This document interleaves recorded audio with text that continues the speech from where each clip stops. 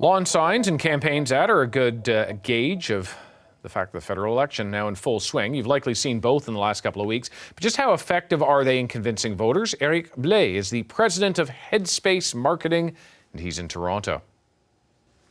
Hey, Eric, always good to get your thoughts on this. So the Liberals pulled the trigger for this election. They're the ones who have to defend or make the case for why it's necessary.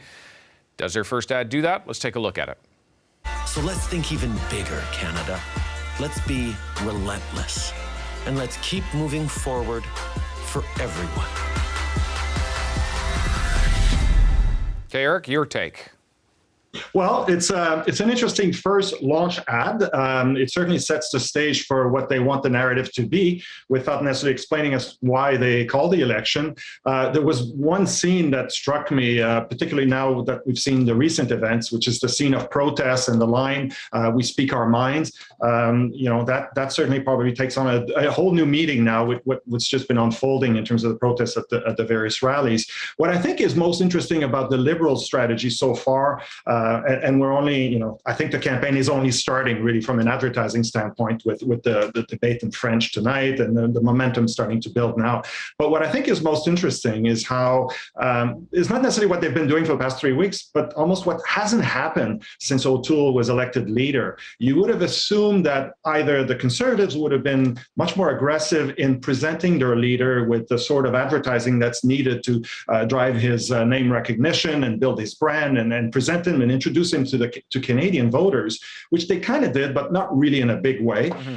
And the Liberals did not spend all that time framing him the way, I guess, the Conservatives have been so successful at framing Dion, Ignatieff, and even Justin Trudeau is just not ready with all those ads during what, pre-campaign when, we're in this kind of permanent campaign mode. None of that happened. So here we are now, 5 weeks, 3 weeks gone, where O'Toole has a chance of building his brand, and Trudeau now, and we'll see where they go, but they're starting now. They released an ad 2 days ago that is a negative ad, and this is about O'Toole and around vaccination. So here's a campaign that did not really have a purpose, that's becoming a vaccination campaign, and negative ads. And that's from a prime minister who in 2019 said this would be the dirtiest campaign ever. They chose not to go negative.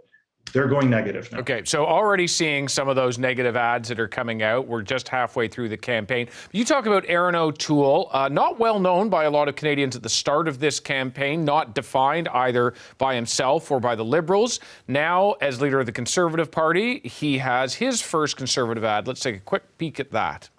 Canada's best days are ahead of us, but we need to get the country back on its feet and back on track. 12 years in the Air Force taught me you need a plan for every mission. Canada's recovery plan will get the economy surging in the right direction for all Canadians from every walk of life. Okay, what's the image they're trying to project there?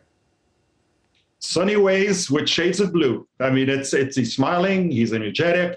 As he said in the French interviews on Radio-Canada earlier this week, I'm a new leader, clearly distancing himself from Scheer and Harper.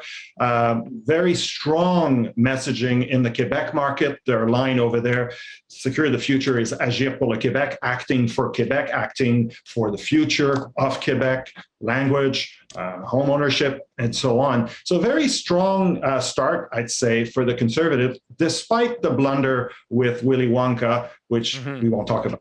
Yeah, that is social media campaign there, and certainly some of these ads that are appearing in broadcast are making their way, or a version of it, into the social media space. The NDP doing something similar, and they're sticking to this theme that the pandemic has made the rich even wealthier.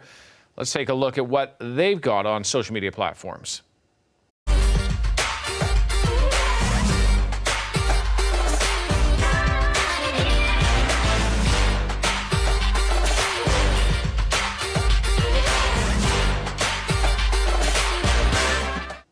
Okay, more support for everybody Trudeau left behind is the last line we see there. Good strategy? Well, very interesting. Certainly very consistent. I mean, this particular ad ran in April, long before the election was called. It's still running in a modified form, very much about Jagmeet, about fun. We certainly know all about his propensity to use TikTok, Clubhouse, and so on. So very much adept at social media, and the hope that somehow a movement is being created, a movement among the young voters that basically put Trudeau in office in 2015, and this constant theme of making the ultra-rich pay. But believing in positive, happy guy. There's a curious positioning that's coming from the Bloc Québécois. And when you look at current polling trends, it really suggests a tight race in Quebec between the Liberals and the Bloc. And they're sticking to this very simple slogan, Québécois.